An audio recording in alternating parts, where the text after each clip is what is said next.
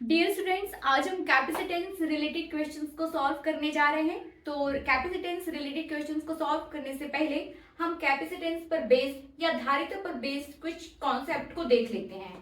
सबसे पहले हम ये देखेंगे कि कैपेसिटर्स को आप कितने तरीके से जोड़ सकते हो, है ना, या फिर उसका संयोजन। तो चूंकि मैं इसको पूरा आपको थ्योरी इसकी पूरी हम लोग इस पर बेस्ड थ्योरी कर चुके हैं और इसके जो कॉन्सेप्ट हैं वो भी मैं आपको बता चुकी हूँ, पर फिर भी हम थोड़ा सा इसको रिवाइज कर लेते हैं कि कैपेसिटेंस रिलेटेड कैपेसिटेंस या फिर संधारित्र का जो संयोजन है, संधारित्र का संयोजन या कॉम्बिनेशन ऑफ कैपेसिटर्स ये दो प्रकार से होता है। पहला हो जाएगा श्रेणी क्रम या सीरीज कॉम्बिनेशन, ठीक है ना। दूसरा हो जाएगा आपके पास समांतर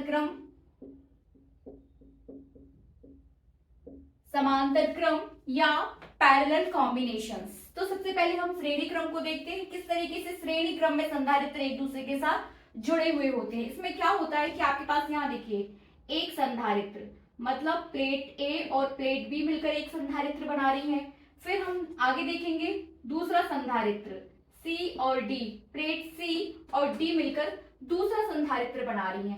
फिर एक और हम ले लेते हैं यहाँ पर तीसरा संधारित्र ई एफ, ठीक है ना। तो हमने एक, दो और तीन संधारित्र के अलग अलग प्लेट्स के नेम यहाँ पे दे दिए हैं। ए और बी मिलकर एक संधारित्र बना रही हैं, सी और डी मिलकर दूसरा संधारित्र बना रही हैं, ई और एफ मिलकर तीसरा संधारित्र यहाँ पर बना रहे हैं।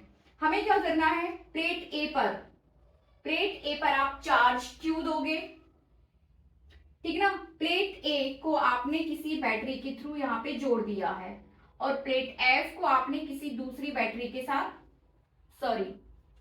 बैटरी के साथ ना जोड़कर, ठीक है ना, इसको आप इस तरीके से करेंगे कि प्लेट ए पर आप चार्ज किसी चार्ज स्रोत के थ्रू यहां पर आप चार्ज दे रहे हो, प्लेट ए और बी, है ना। प्लेट ए संधारित्र, इसको आप C1 नाम दे सकते हो इसकी संधारिता को, यहाँ पर C2, इसे C3, ठीक है ना। तो संधारित्र C1 की प्लेट ए का कनेक्शन आपने किसी चार्ज सोर्स से कर दिया है जहां पर जिससे आपको चार्ज मिलेंगे, ठीक है ना। फिर संधारित्र की प्लेट बी का कनेक्शन आप संधारित्र C2 की प्लेट सी से कर दोगे, एक की लास्ट तो दूसरे की पहली, फिर इसकी लास्ट तो दूसरे की पहली। इस तरीके से आप इन्हें सीरीज में लेके आ रहे हो और इसकी लास्ट का आप कनेक्शन कर दोगे, इसका आप कर दोगे क्या, अर्थिंग। तो ये जो डायग्राम, ये जो कंप्लीट डायग्राम है, ये श्रेणी संयोजन को दिखाता है, ठीक है ना। किसको दिखाएगा, ये श्रेणी संयोजन को, मतलब प्लेट बी एक संधारित्र की दूसरी प्लेट का कनेक्शन दूसरे संधारित्र की पहली प्लेट से, फिर दूसरे संधारित्र की दूसरी प्लेट का कनेक्शन तीसरे संधारित्र की पहली प्लेट से, और जो लास्ट संधारित्र रहेगा उसकी आप क्या कर दोगे, लास्ट प्लेट का आप क्या कर दोगे, अर्थिंग, ठीक है ना। तो ये पूरा आपको श्रेणी क्रम दिखाएगा। अब इस श्रेणी क्रम में जो तुल्य धारिता हम निकालते हैं, जो तुल्य धारिता वो हो जाती है 1/c equals to 1/c1 plus 1/c2 plus 1/c3, ठीक है ना। क्या हो जाएगी, 1/c equals to 1/c1 plus 1/c2 plus 1/c3। अब हम आगे देखते हैं यहाँ पर समांतर क्रम संयोजन। एक संधारित्र आपके पास ये है, प्लेट ए और बी मिलकर एक संधारित्र बना रहे हैं। फिर समांतर क्रम में, मतलब अभी आपने A B C D E F को श्रेणी क्रम में जोड़ा था, अब उसी A B C D E F को आपको किसमें जोड़ना है, समांतर क्रम में। तो ए बी पहला संधारित्र, सी डी यहाँ पर दूसरा संधारित्र हो जाएगा और ई एफ यहाँ पर तीसरा संधारित्र हो जाएगा, ठीक है ना। हम क्या करेंगे, इसकी फर्स्ट प्लेट का कनेक्शन चार्ज सोर्स से, जहां पर आप इसको चार्ज दोगे, ठीक है ना, और यहाँ की दूसरी प्लेट का कनेक्शन आप किससे कर दोगे, किसी दूसरे पॉइंट से, ठीक है ना। इस तरीके से आप यहाँ पर, ये पहला डायग्राम आपको श्रेणी क्रम दिखाएगा और दूसरा डायग्राम आपको क्या दिखाएगा, समांतर क्रम। समांतर क्रम में यदि इसकी धारिता C1, दूसरे संधारित्र की धारिता C2 और तीसरे संधारित्र की धारिता C3 है, तो यहाँ पर जो टोटल धारिता हो जाती है वो C इक्वल्स टू हो जाती है C1 plus C2 plus C3। इसे हमें याद करके रखना है। जब हम न्यूमेरिकल क्वेश्चन सॉल्व करेंगे तो जब श्रेणी क्रम में जुड़े हुए होंगे संधारित्र तो आप इस कॉन्सेप्ट का यूज करेंगे, और जब समांतर क्रम में संधारित्र जुड़े होंगे तब हम इस कॉन्सेप्ट का C=C1 + C2 + C3 इस कॉन्सेप्ट का यूज करेंगे। ठीक है, तो इसे हमें याद करके चलना है। एक कॉन्सेप्ट हमारा ये हुआ। दूसरा कॉन्सेप्ट क्या लेके चलेंगे कि जब श्रेणी क्रम में संधारित्र जुड़े हुए होते हैं तब पूरे ये जो कंप्लीट मिलकर तीनों संधारित्र मिलकर एक डिवाइस बनाएंगे, एक संधारित्र बनाएंगे, तो उसका जो वोल्टेज रहेगा या उस पर जो चार्ज रहेगा वो अलग अलग, वो पूरे चार्ज पर, ठीक है ना, पूरे डिवाइस पर क्यू ही रहेगा। और यहां पर यदि आप इसके चार्ज की बात करें तो Q1 Q2 Q3, ठीक है ना, यहाँ पर चार्ज जो है वो अलग अलग संधारित्र पर वितरित हो जाता है, जबकि यहाँ इस कॉन्सेप्ट में जो टोटल चार्ज या जो चार्ज होता है वो वही चार्ज रहता है। यहाँ पर भी Q, यहाँ पर भी Q, यहाँ पर भी Q, तो टोटल चार्ज यहाँ पर Q ही रहता है, जबकि यहाँ पर क्या हो जाता है Q, टोटल चार्ज जो होता है Q = Q1 + Q2 + Q3, ठीक है ना, या डैश डैश डैश, यदि और भी संधारित्र उस पर ऐड है तो हम उसके चार्ज को भी ले लेंगे, ठीक है ना।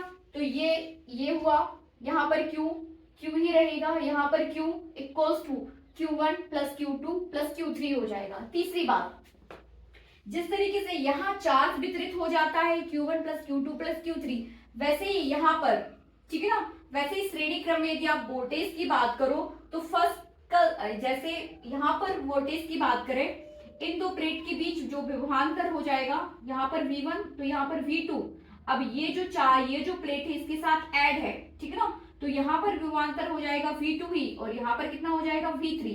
अब ये प्लेट इसके साथ ऐड है, ठीक है ना, जुड़ी हुई है, तो यदि यहाँ वोल्टेज V3 है तो इस वाली प्लेट पर वोल्टेज कितना हो जाएगा V3 ही, ठीक है ना। अब यदि यहाँ पर V3 है तो इस वाले प्लेट पर वोल्टेज कितना हो जाएगा V4। तो इस डिवाइस का यहां से first point two last point के बीच यदि हम वोल्टेज की बात करें तो V = हो जाएगा V1 - V4। It means first plate पर वोल्टेज माइनस लास्ट प्लेट पर वोल्टेज, ठीक है ना। ये कॉन्सेप्ट भी हमें यहाँ पर याद करके चलना है कि V = हो जाएगा V1 - V4।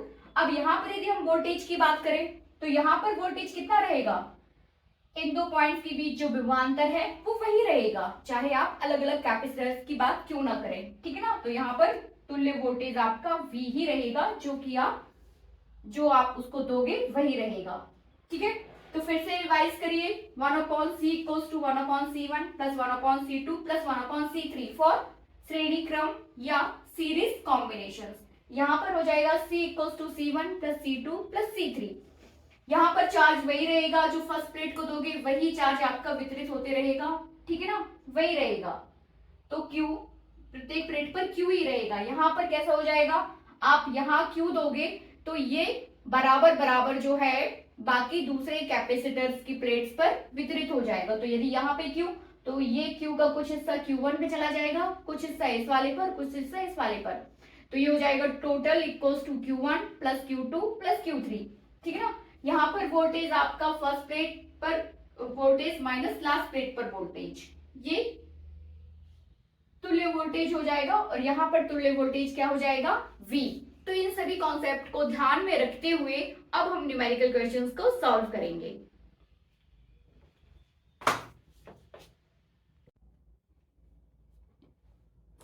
बच्चों क्वेश्चन है हमारे पास कि तीन संधारित्र कौन कौन सी तीन संधारित्र C1 जिसकी वैल्यू दी हुई है 3 माइक्रोफेरेड, C2 4 माइक्रोफेरेड और C3 दिया हुआ है हमें 6 माइक्रोफेरेड, श्रेणी क्रम में जुड़े हुए हैं, ठीक है ना। हमें क्या निकालना है, हमें निकालना है तुल्य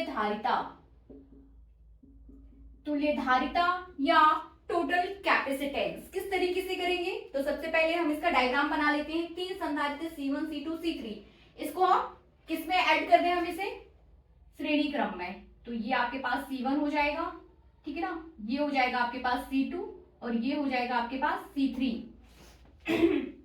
सबसे अच्छा तरीका है जोड़ने के पहले हमें बना लें, ये आपके पास C1 C2 C3, ठीक है।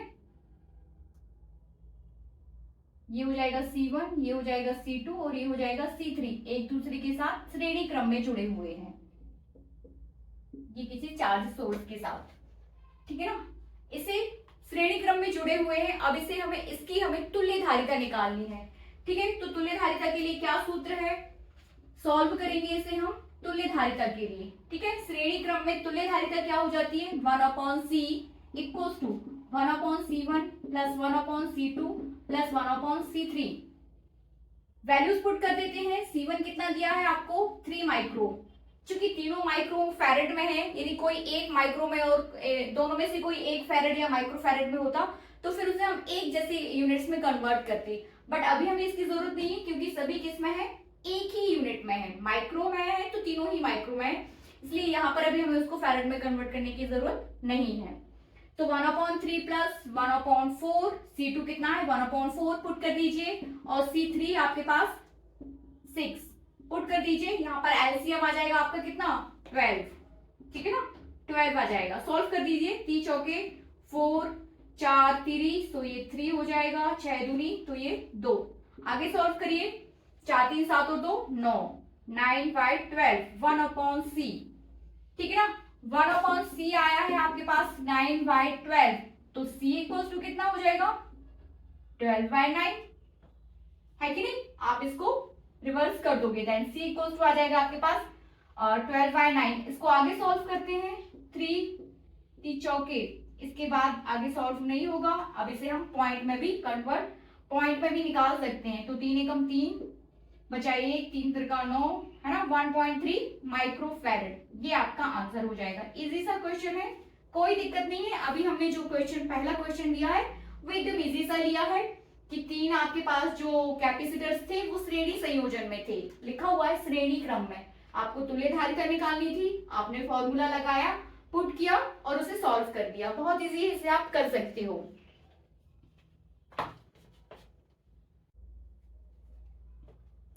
बच्चों नेक्स्ट क्वेश्चन जो दिया हुआ है वो डायग्राम बेस्ड है। यहाँ देखिए, डायग्राम बेस्ड न्यूमेरिकल क्वेश्चन है ये, इसमें भी आपको तुल्य धारिता निकालनी है, ठीक है ना। तो किस तरीके से ये सॉल्व होगा, फटाफट इसको कर लेते हैं। 2 माइक्रो कूलम, सबसे पहले हम इसका नाम दे देते हैं। ये हो जाएगा आपके पास C1, ये हो जाएगा C2 और ये हो जाएगा C3, ठीक है ना। आप चित्र में देख सकते हो कि सबसे पहले देखिए क्या, पहले हम इसे सॉल्व कर लेते हैं। नीचे आप चित्र में देख सकते हो कि C2 और C3 आपस में किसमें है, श्रेणी क्रम में है, ठीक है ना। यदि इसकी तुल्य धारिता, यहां पर यदि आप तुल्य धारिता निकाल देते हो तो ये हो जाएगी C', ठीक है ना। या इसकी तुल्य धारिता आप कुछ और नाम दे सकते हो, इसे C4 दे सकते हो तुल्य धारिता को, ठीक है ना, या C' दे दो, वो ज्यादा ठीक रहेगा, C'। इन दोनों के बीच की तुल्य धारिता हम यहाँ पे निकाल लेते हैं। आपको दिखाई दे रहा है डायग्राम में कि C2 C3 आपस में किसमें है, श्रेणी क्रम में। C2 व C3 किसमें है, श्रेणी क्रम में। तो हम C2 और C3 के बीच तुल्य धारिता निकाल रहे हैं और वो कितनी है, C'। तो 1/C' इक्वल्स टू हो जाएगा 1/C2 plus 1/C3। C' as it is, C' equals to C2 कितना दिया है, 2 माइक्रोफैरेड प्लस यहाँ पर ये कितना दिया है, 2 microfarad. Than half and half कितना हो जाएगा, हाफ एंड हाफ ऐड करेंगे तो 1 हो जाएगा। सो 1/C' इक्वल्स टू 1, तो C' इक्वल्स टू 1, ठीक है ना। तो यहाँ पर तुल्य धारिता अब कितनी आ गई आपकी, C2 C3 के बीच 1। अब डायग्राम आपका क्या हो जाएगा, अब ये हो जाएगा दिस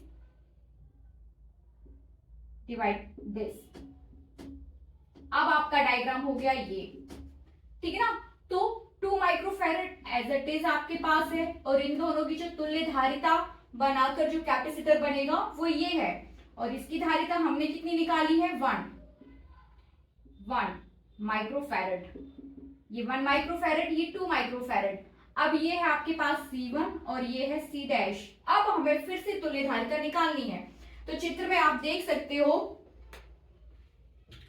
चित्र में हम देख सकते हैं कि अब आपके पास ये वाला कैपेसिटर और ये वाला कैपेसिटर दोनों एक दूसरे के साथ समांतर क्रम में है, ठीक है ना। ये दोनों एक दूसरे के साथ श्रेणी क्रम में थे, ये दोनों एक दूसरे के साथ किस में हो गए, समांतर क्रम में। अब इसे हम आगे सॉल्व करेंगे।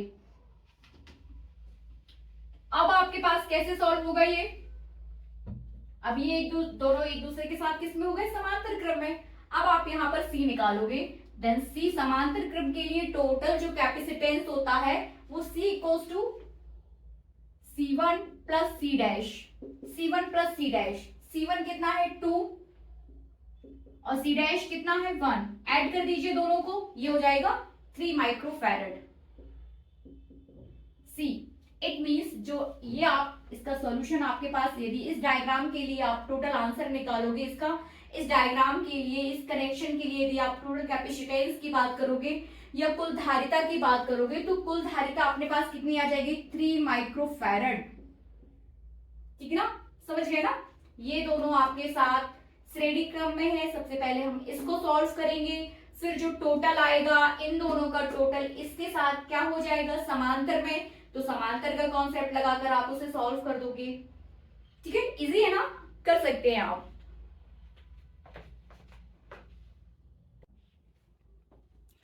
नेक्स्ट क्वेश्चन फिर से डायग्राम बेस्ड है। यहाँ देखिए कैपेसिटर्स किस तरीके से ऐड है, 3 माइक्रो, इसको सबसे पहले हम नाम दे देते हैं, इसे आप C1 बोलिए, इसे C2 और इसे C3।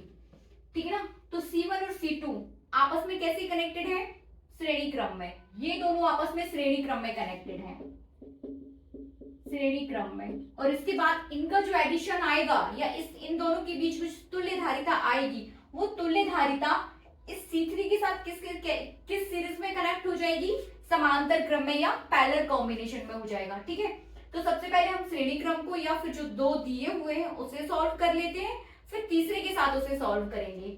ठीक है ना, तो C1 व C2 श्रेणी क्रम में कनेक्टेड है, श्रेणी क्रम में C1 और C2 श्रेणी क्रम में कनेक्टेड है। सॉल्व करिए तो इन दोनों के बीच की जो तुल्य धारिता है वो C डैश हो जाएगी, C डैश इक्वल्स टू हो जाएगा 1/C1 plus 1/C2।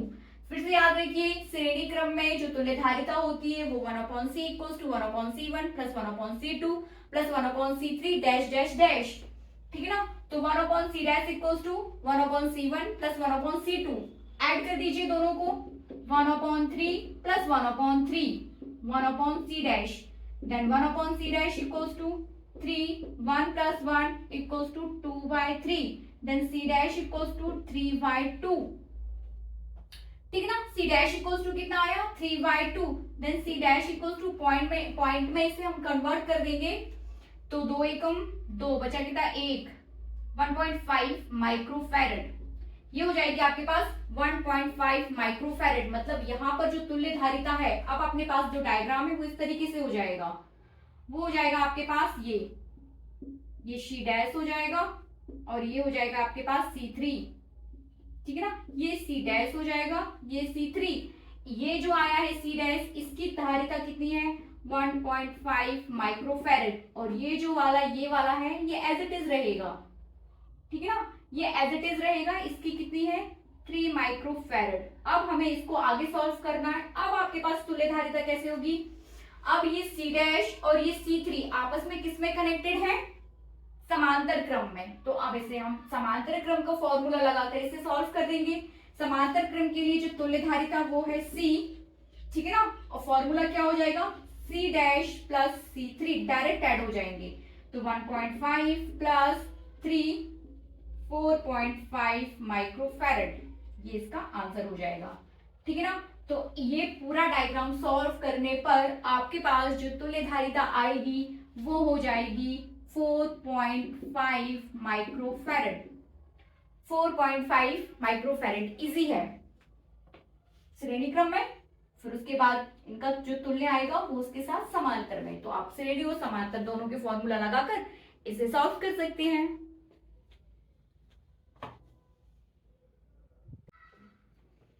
Next question solve करेंगे, बहुत ही अच्छा क्वेश्चन है। क्वेश्चन को देखते हैं, सबसे पहले चित्र को ध्यान से देखते हैं।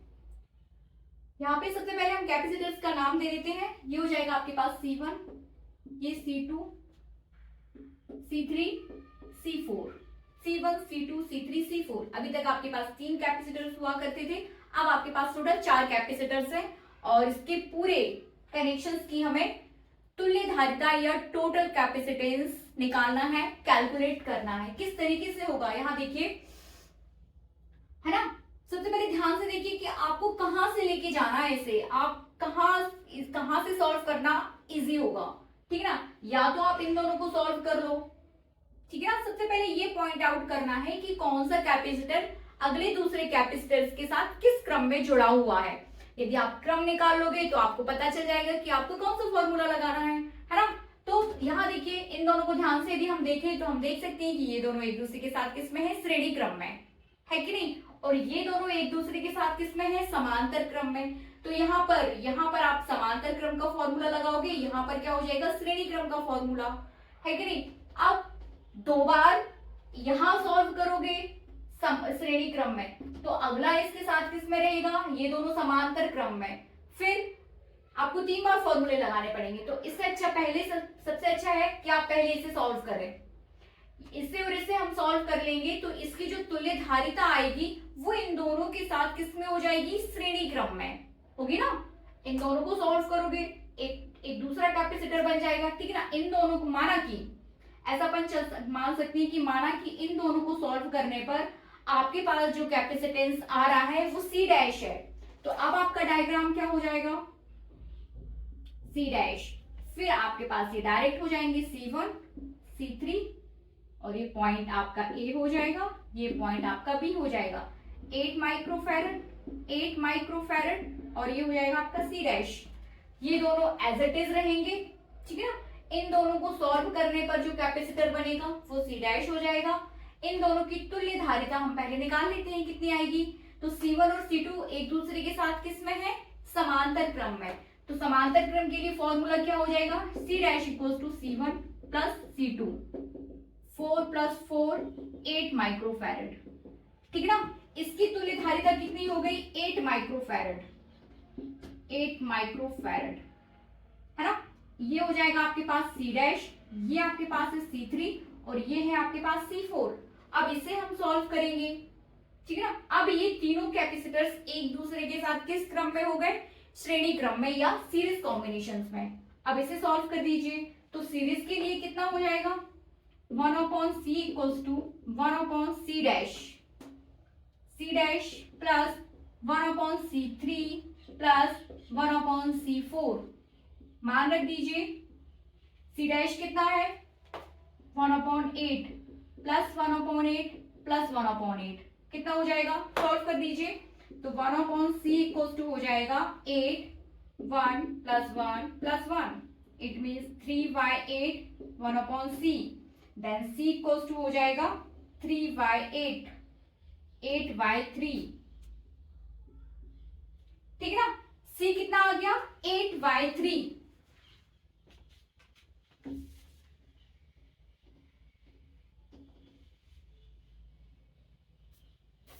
यहां पर 1/, या c इक्वल्स टू आ गया है आपके पास 8/3। देन आगे से सॉल्व करेंगे तो कितना हो जाएगा, 3 दूनी 6 2 पॉइंट, ठीक है ना।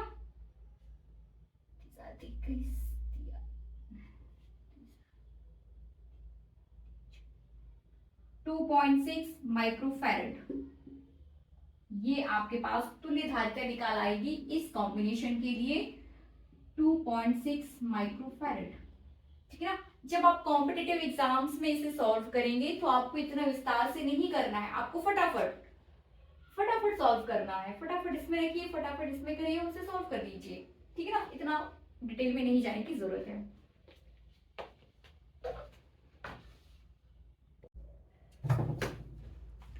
Dear students, next question solve करेंगे। देखिए कितना बढ़िया डायग्राम है हमारे पास, यहाँ देखिए, ठीक है ना।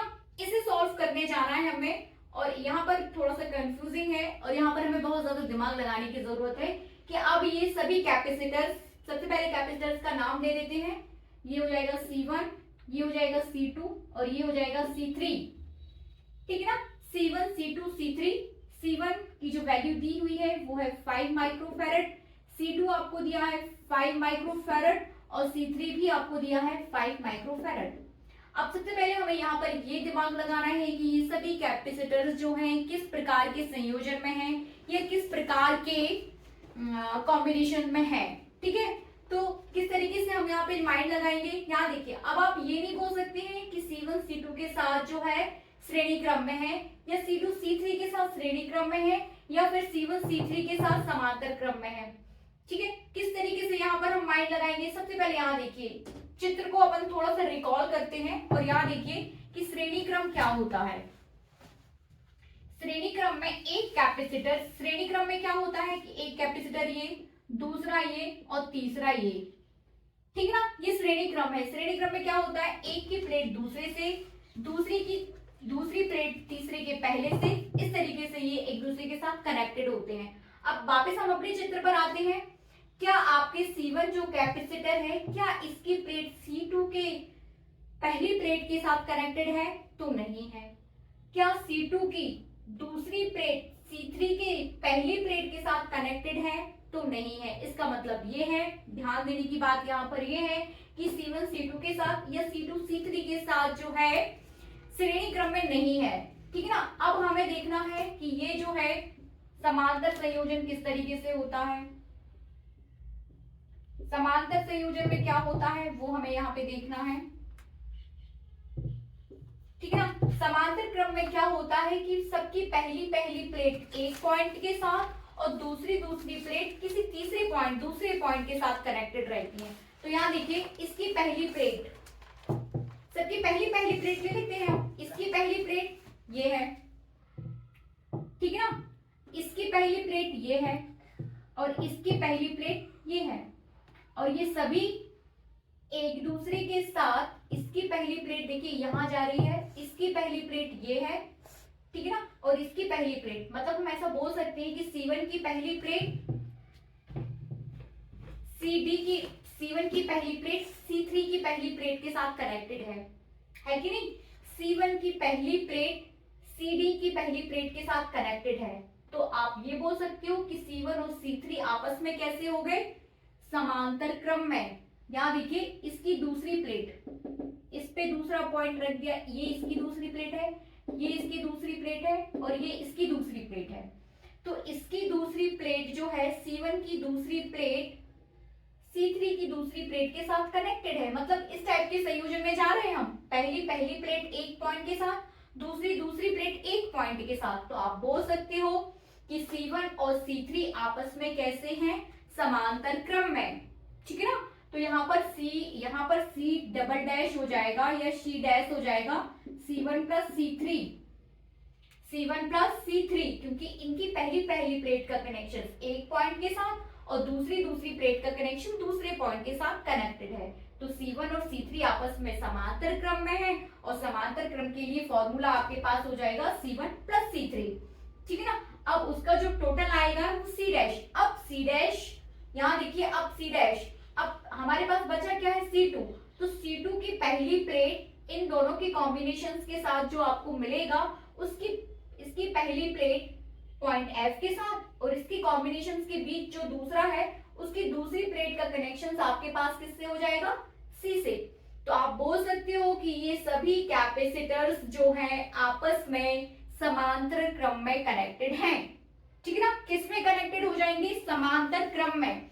तो आपका जो डायग्राम है वो इस तरीके से हो जाएगा, ये हो जाएगा आपके पास, ये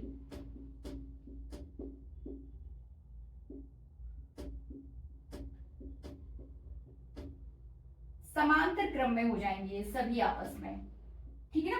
किस में हो जाएंगे, समांतर क्रम में। ये आपका C1, ये आपका C2 और ये आपका C3। और समांतर क्रम के लिए जो सॉल्यूशन होता है वो C equals to C1 plus C2 plus C3, then C equals to 5 plus 5 plus 5, then C equals to 15 microfarad. ये आपकी तुल्य धारिता हो जाएगी। ध्यान से देखिए, प्लेट का कनेक्शन देखिए, क्या पहली प्लेट दूसरे कैपेसिटर की पहली प्लेट के साथ कनेक्टेड है। ठीक है ना। एक कैपेसिटर की दूसरी प्लेट क्या दूसरे कैपेसिटर की पहली प्लेट के साथ कनेक्टेड है। यदि ऐसा नहीं है तो फिर वो सभी कैपेसिटर्स आपस में समांतर क्रम में हैं। तो ये जो डायग्राम है वो समांतर क्रम के संयोजन के फॉर्मूले के साथ ही सॉल्व होगा। Thank you.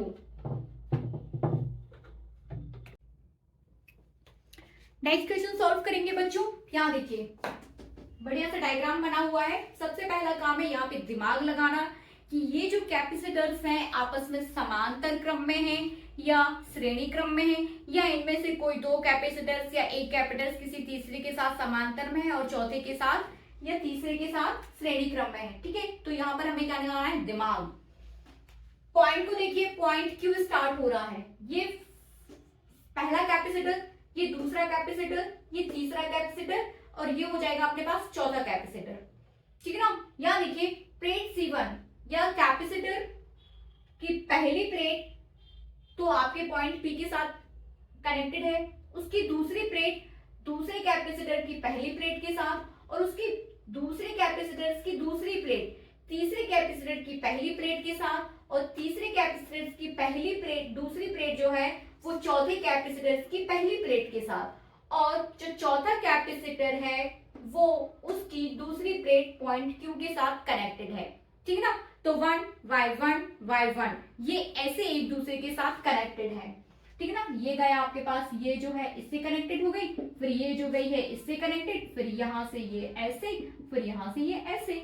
ठीक है ना, आप श्रेणी में इसी तरीके से करते हैं ना कि इसका इससे, फिर दूसरा तीसरे से, फिर तीसरी की दूसरे से, इस तरीके से आपस में कनेक्टेड होते हैं। तो हम क्या बोल सकते हैं, हम ये बोल सकते हैं कि ये सभी कैपेसिटर्स 1y1 एक दूसरे के साथ कनेक्टेड हैं और जब 1y1 एक दूसरे के साथ कनेक्टेड होते हैं तो ये सभी किसमें है, श्रेणी क्रम में या सीरीज क्रम में, एक का दूसरा, दूसरे का तीसरा, तीसरे का चौथा, इस तरीके से ये आपस में कनेक्टेड है। अब इसको सॉल्व कैसे करेंगे, फटाफट हम श्रेणी क्रम का फॉर्मूला लगा देंगे और इसे सॉल्व कर देंगे। देन C इक्वल्स टू हो जाएगा 1/C इक्वल्स टू हो जाएगा 1/C1 plus 1/C2 plus 1/C3 plus 1/C4। ठीक है ना, यदि आपको C1 C2 C3 की वैल्यूज दी है तो आप इसमें वैल्यूज पुट करके इसे सॉल्व कर सकते हैं। एकदम इजी है, बस दिमाग आपको ये लगाना है कि ये श्रेणी क्रम में है कि समांतर क्रम में है। तो इसकी हमें प्रैक्टिस करनी होगी, थोड़ा सा दिमाग लगाएंगे और ये सॉल्व हो जाएगा।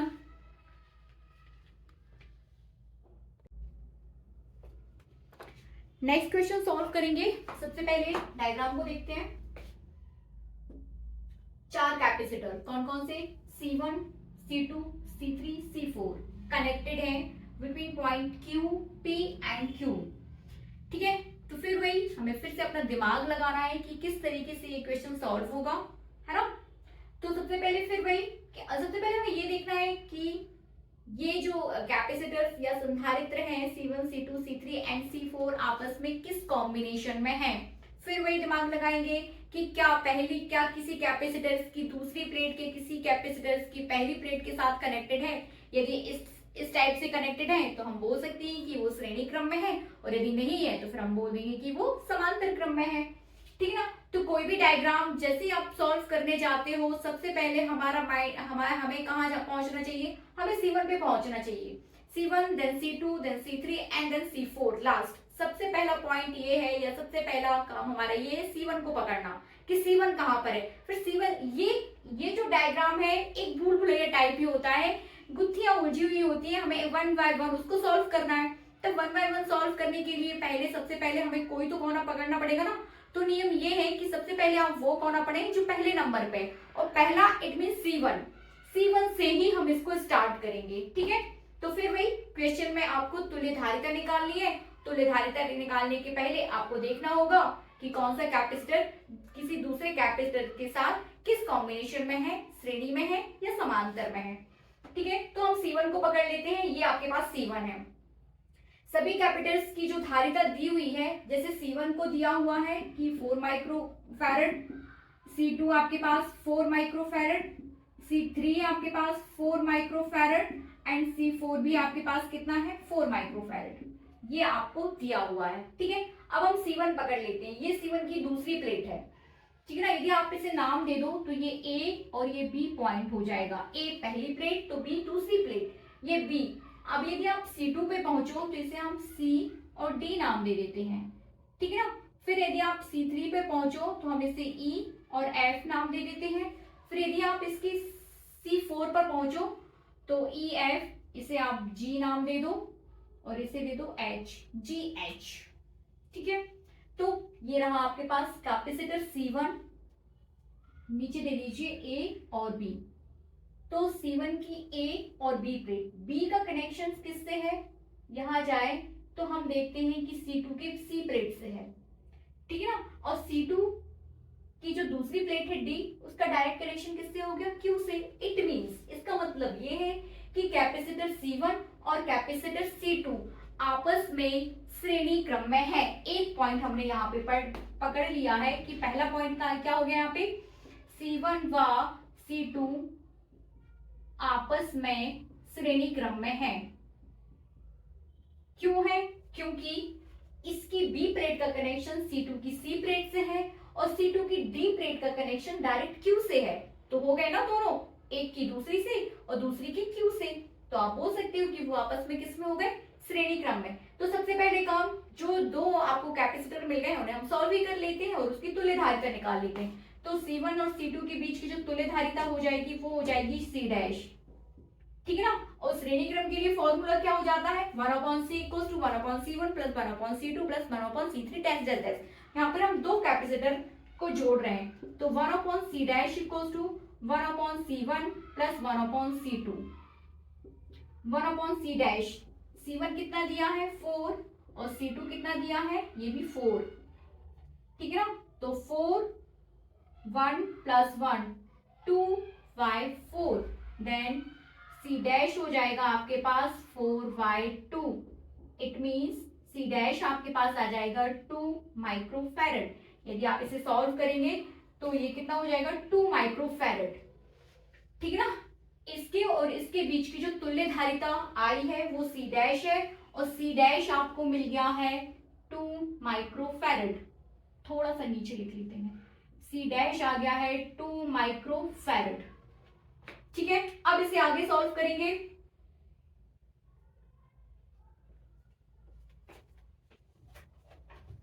इसे आगे सॉल्व करेंगे किसके लिए, ये दोनों आपस में सॉल्व हो गए हैं, ठीक है। अब हम पहुंचते हैं C3 एंड C4 पर। C3 एंड C4, C3 और C4 को पकड़ते हैं, पॉइंट Q से ही स्टार्ट कर रहे हैं। पॉइंट Q, ये C3 है, इसकी E प्लेट, ठीक है ना। C3 की F प्लेट जो है C4 की G पॉइंट से, G प्लेट से, और C4 की जो H प्लेट है वो Q से कनेक्टेड है। इसकी दूसरी प्लेट, इसकी पहली प्लेट आपस में कनेक्टेड है। तो जब इस प्रकार का कॉम्बिनेशन होता है तो हम बोलते हैं कि वो किसमें है, श्रेणी क्रम में। तो दूसरा पॉइंट ये है कि C3 और C4 आपस में किसमें कनेक्टेड हो गए, श्रेणी क्रम में। दूसरा पॉइंट, C3 व C4 किसमें कनेक्टेड है, श्रेणी क्रम में। इसके लिए सॉल्व कर लेते हैं और वो हो जाएगा आपके पास C double dash, C double dash 1/C3 plus 1/C4। C3 कितना है 1/4 plus 1/4, C double dash 1/C double dash. तो C डबल डैश भी आपके पास कितना आ जाएगा, 2 माइक्रोफैरड, ठीक है ना। C डबल डैश भी कितना आ गया आपके पास, 2 माइक्रोफैरड।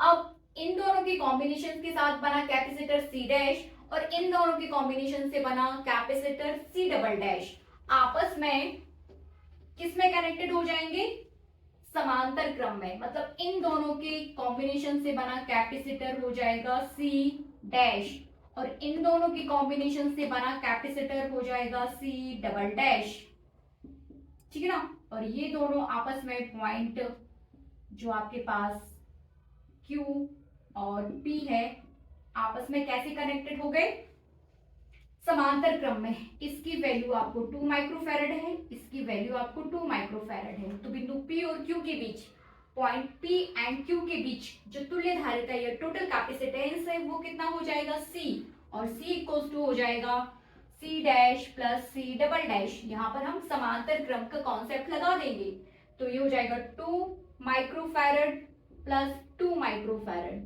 ये हो जाएगा 4 माइक्रोफैरड। इजी है, बिल्कुल इजी है, बस कॉन्सेप्ट पकड़ना है कि कौन से कैपेसिटेंस जो है या कौन से कैपेसिटर समांतर क्रम में है और कौन से कैपेसिटर श्रेणी क्रम में, ठीक है। तो इस तरीके से आप हमने आज जो है कैपेसिटेंस बेस्ड न्यूमेरिकल क्लास को कंप्लीट किया। आप लोग प्लीज मुझे कमेंट करके जरूर बताइएगा कि संधारित्र के संयोजन पर आधारित जो हमने न्यूमेरिकल क्वेश्चंस किए हैं, ये वाली क्लास आपको कैसी लगी प्लीज कमेंट करके जरूर बताइएगा। Thank you so much. Thank you.